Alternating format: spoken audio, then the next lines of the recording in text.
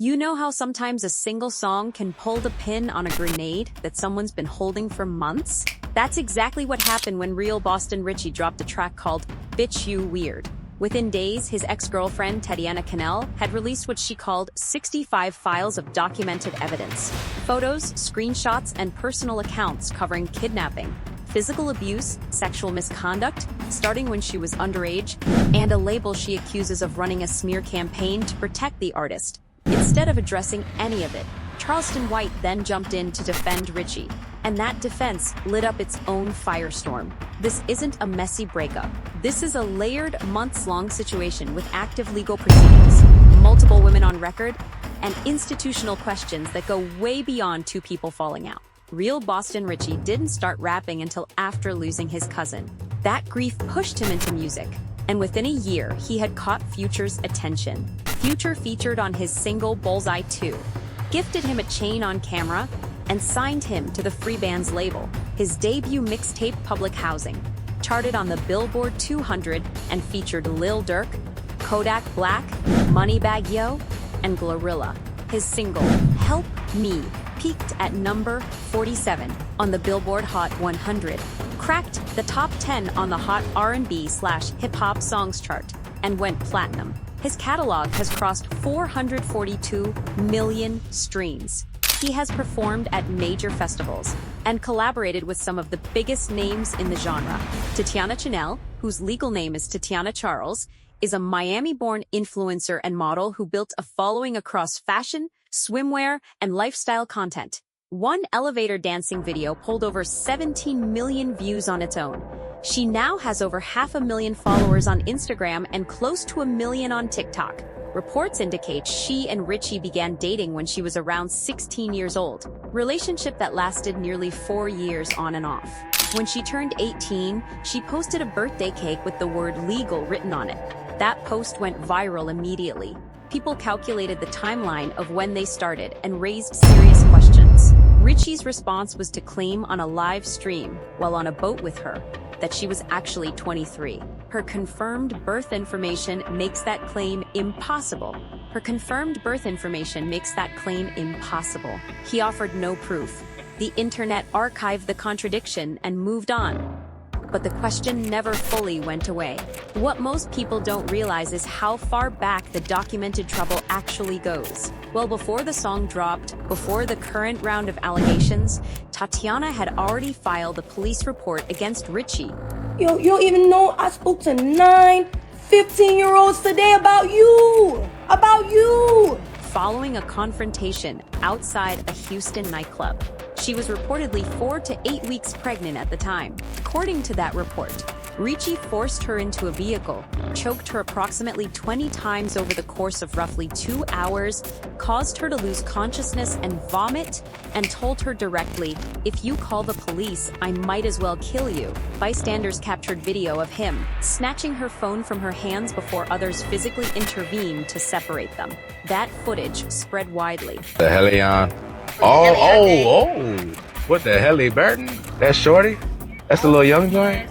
Tatiana subsequently released a public statement describing the experience as traumatic and heartbreaking, and made clear she did not condone domestic violence. Richey was charged with felony assault, specifically assault family violence involving impeding breathing, posted bond, and the case has been moving through the court system since. A hearing is currently scheduled for May 20th. But here is what makes this situation considerably more serious than one bad incident between two people. There was already another woman on record making overlapping accusations before Tatiana ever went public. A former girlfriend named Area J had publicly called Richey a child molester and creep who exposes girls. She alleged he had recorded explicit footage of her and shared it with other women without her consent, and posted screenshots of messages where he appeared to brag about doing it, describing the footage as too good not to share. She said he offered money as an apology and then sent only a fraction of what he promised. She also claimed that Richey's mother had been harassing her and accusing her of extortion after she went public. This was documented and circulating on social media before Tatiana's current wave of allegations began. Two separate women, in separate time frames, describing the same specific behavior. Private intimate footage shared without consent. I'm gonna say this, bro. Well, I hate to say this because I ain't even the type of the internet on the internet. Months after the Houston incident, once the public breakup had been announced, Tatiana went further. She posted publicly accusing a label connected to Richey of running a deliberate smear campaign against her. Her claim was specific and serious. She alleged the label held an internal meeting after learning that Richey had shared an intimate video of her, footage filmed while she was still a minor with other women. Her accusation was that rather than treating the existence of that material and its distribution as the legal matter it is, the label's response was to move against her reputation. She addressed the label directly, stating she knew the meeting had happened, that they were informed of what their artist had done, and that protecting the artist was the choice they made. If accurate, this places the accountability question far beyond a personal dispute and into institutional territory. Who knew? When did they know? And what did they decide to do with that information? Then the song dropped. Tatiana saw it as a direct reference to her. She warned publicly that if it was not removed, she would begin releasing what she had gathered. It stayed up. So, she started posting, and what she posted was detailed. She described being driven from Orlando, Florida to Alabama against her will, an 8-hour drive, while on her menstrual cycle, unclothed, in a vehicle with multiple men. She alleged that at every gas station where she tried to bang on windows and scream for help, she was physically held down and restrained. She said she could not call for help because she was being actively monitored by others in the car. The only window she had to document anything was when one of the men fell asleep, and she took photos as quickly as she could. Those photos were part of what she posted. She also stated that the sexual misconduct in the relationship began when she was 17, that physical abuse occurred throughout, and that footage of her filmed during her minority was distributed to other women, the same category of conduct AirJ had already described independently. When Richey finally responded in a lengthy video, he denied everything. He said the accusations were coming from someone angry about the breakup. He did admit, however, to cheating on Tatiana repeatedly during their relationship, and described that as the real reason things ended. Not abuse, not misconduct. He said she would publicly humiliate him whenever she found out about the cheating, but would come back afterward. Labels, Webersh.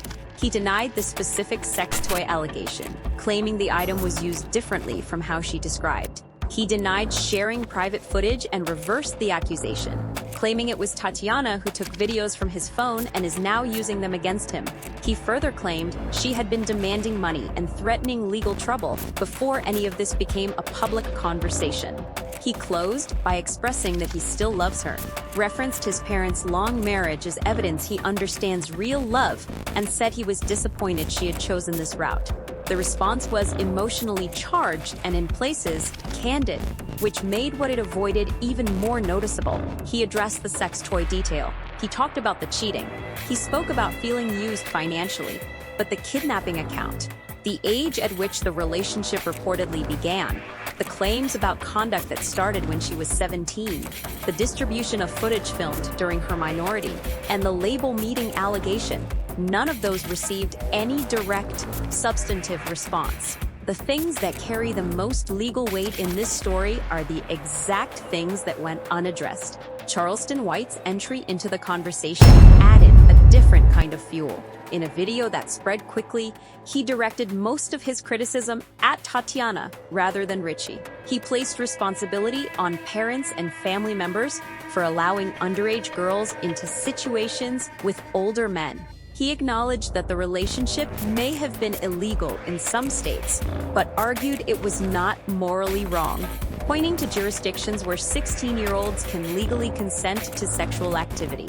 He said Tatiana could not return now to shame someone she was previously with, and framed her public disclosures as financially motivated, as an attempt to access Richey's money rather than a genuine account of harm.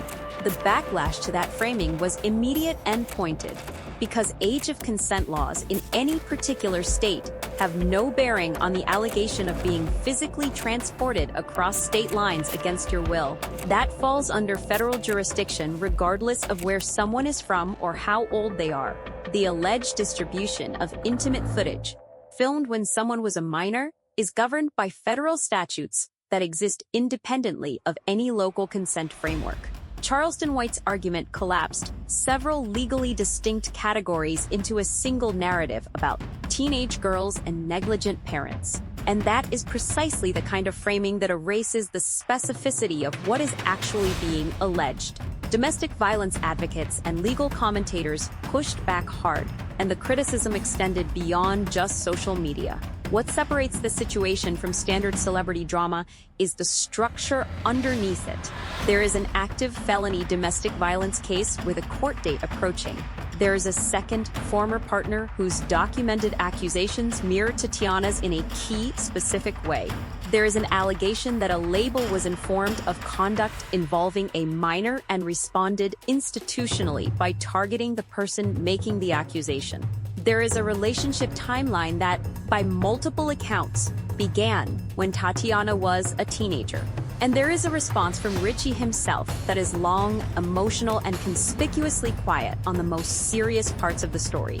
Richey's federal case drug and firearm charges that had him incarcerated and then on an ankle monitor ultimately ended in a full acquittal after a retrial. He posted photos outside the courthouse, celebrated publicly, I'm gonna say this, bro. Well, I hate to say this because and announced all charges had been dropped. That chapter is closed, but the Texas felony assault case is not. The pending hearing is real. The accumulated record, police reports, public statements, posted evidence, and a second woman's matching accusations is real. And Tatiana has made clear she intends to keep releasing what she has. Something that has gotten less attention in all of this is the pattern of how Richey handled scrutiny throughout the relationship. Not just now, after everything broke publicly. Back when people first started questioning whether Tatiana was underage when they got together, his public move was to ridicule the concern rather than address it. The boat livestream where he called her 23 was not a misunderstanding. It was a direct attempt to reframe a verifiable fact. And it worked for a while, because without documentation on screen, people moved on. The birthday cake photo only surfaced the question again, because she posted it herself. Oh. That same approach, deflect, let it cool down, appears to be what he attempted with RJ's accusations as well. When she went public about the footage being shared without her consent, there was no direct statement addressing the substance of what she alleged. His mother entered the conversation instead, accusing RJ of extortion. The money that was reportedly offered as an apology was framed as a gesture rather than any acknowledgement of wrongdoing. And eventually, as tends to happen when the accused has more platform and more institutional support than the person speaking, the story quieted. The difference this time is that Tatiana has her own platform.